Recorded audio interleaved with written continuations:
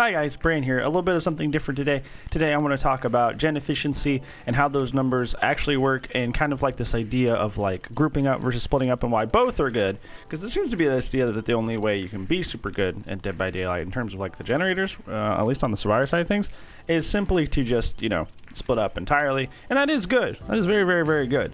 But you can also group up sometimes, and here's the numbers to prove it. But yeah, we're going to get into that. So first off, I want to cover why doing gens separately is good, because that's kind of like the more well-known thing. So let's just go ahead and get that out of the way. It's a lot easier to explain, so let's just go ahead and get that out of the way.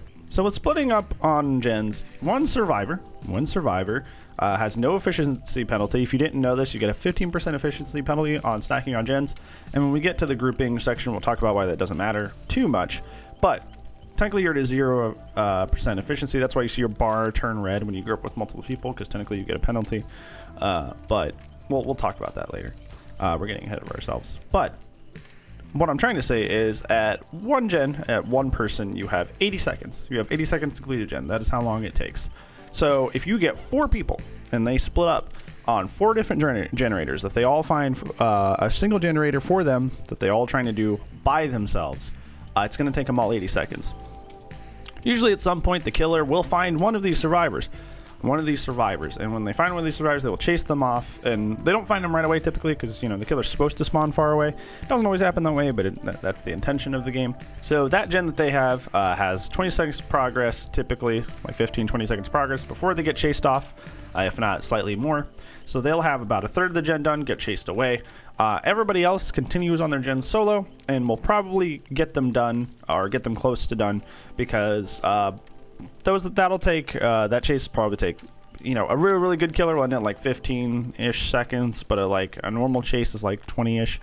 So but essentially by the time the chase ends, everybody's at like 40 seconds. So that's half a gen for the 3 remaining players on the team. So the three remaining players are halfway through their gen. Pick them up, carry them, hook them. Takes about 5 seconds, and then it takes like 10 seconds ish to or 10-20 seconds to find the other person. If you have barbecue and you have a high movement killer, it's going to take more of that 5-10 second. But if you're somebody like Myers, you have to literally walk there, which takes a little longer. So one of these gens might go off in that time period. Even if you reach that next gen, you can't pressure multiple people at the same time. So one of the gens is going to go off, if not 2, just for one chase. And that's why you end up in these situations where you have a good chase, you have an efficient chase, but gens are still going off. You'll still lose 2 gens for a really short chase. It's just because the time it takes to down, the time it takes to put somebody on hook, and then actually approach a gen to pressure it. If the survivors are all spread out, you just can't be in multiple places at once. Not even as the twins, not even as Nemesis. You just can't be in multiple places at once. So those 2 gens are going to go, and it's not really your fault. It's just kind of like the way the game works, And I think and I'm guilty of this, and I'm trying to get better about it every day. It's I feel like we like to blame each other about this. They bring improve thyself, and then killers bring in pop ruin and stuff like that. And this is just more of the way the game works. I think that's what I want to emphasize is this is just the way the game works. There's no faults or sides. It's the game's design. So that is why grouping up onto gens together is good. One thing I will say before we move on to the grouping section of this video is that also you notice the big component about why gen efficiency is good when you split up is when somebody gets approached and they chase you off. That's one person off a gen. If a killer approaches and you're both on the gen, 2 people are off a gen, and there's less gen progress across the board because you've interrupted 2 survivors instead of just 1. So there's only 1 or 2 gens being worked on now. So yeah, that's also why you don't group up. However, let's get into the second part of the video, because grouping up is actually also a good strategy. It's not as strong as everybody split up for the reasons we just discussed, but it can be very, very strong in certain circumstances. It's kind of like a reaction or a counter pressure measure, and this is it is the underdog here. It is underrated how powerful grouping up on gens is, and I'm going to tell you why. So if you're looking over here at the numbers, this is back here for a reason. If you're looking over here at the numbers, despite the 15% efficiency penalty that you get per person on the gen still takes 33 less seconds to complete.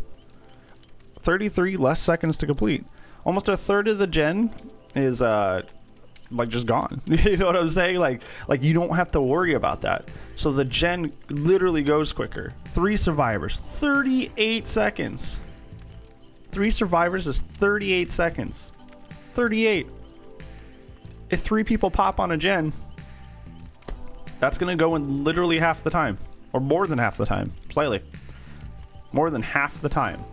Now, the reasons people don't really do this, or, you know, the reason people don't do this, especially at the beginning of the match, is because of what we discussed earlier. If the killer shows up, he's suddenly pressuring like 2 or 3 people at the same time, which is bad. Like, you lose a lot of pressure on your side as the survivor.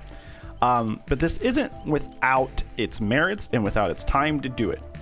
At the beginning of the match, it does not make sense to do this. However, if you are down to like 2-ish generators or less, you'll notice in your matches as killer, people will start dogpiling gens. I like to call it dogpiling because it's just, you know, it's trying to make light of a really annoying situation.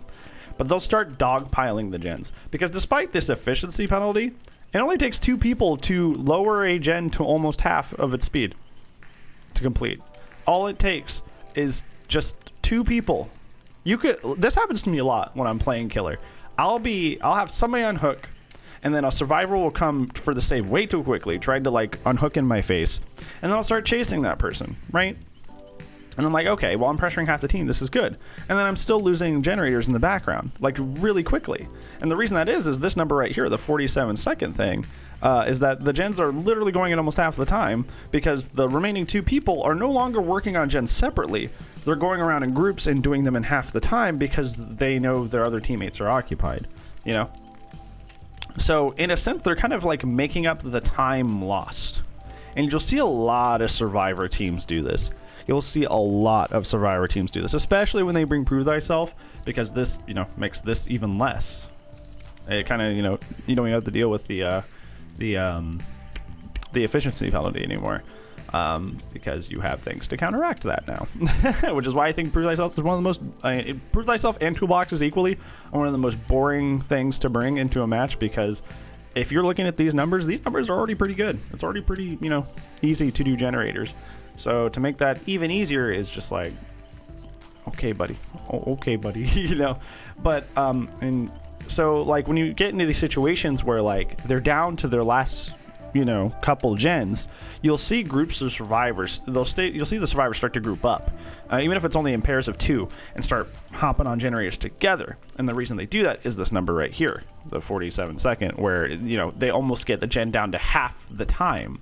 So if you're in a chase with somebody or you're trying to pressure 2 people at the same time, this gen's still going in half the time. Even though you have an immense good pressure, they're still doing gens in half the time, and with 1 or 2 gens left, they pop out a gen, and then they go to the next one, and they almost pop that gen, and unless you have slowdown, you're kind of just hosed for that end part of the match.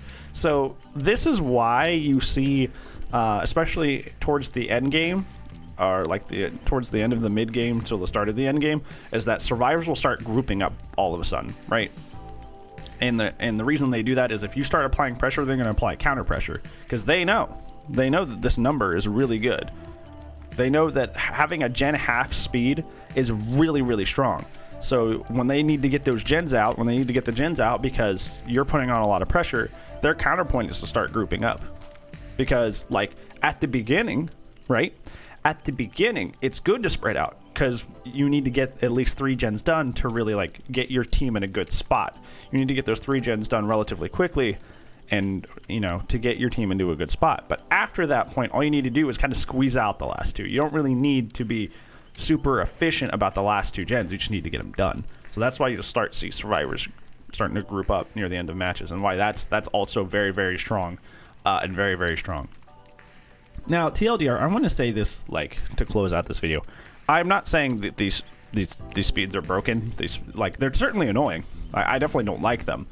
But I definitely am not in any way suggesting that we increase these speeds, because, you know, the fun part of the game is the chase. And I think the game already focuses a little too much on the gen as like the place where we hang out and do things, right?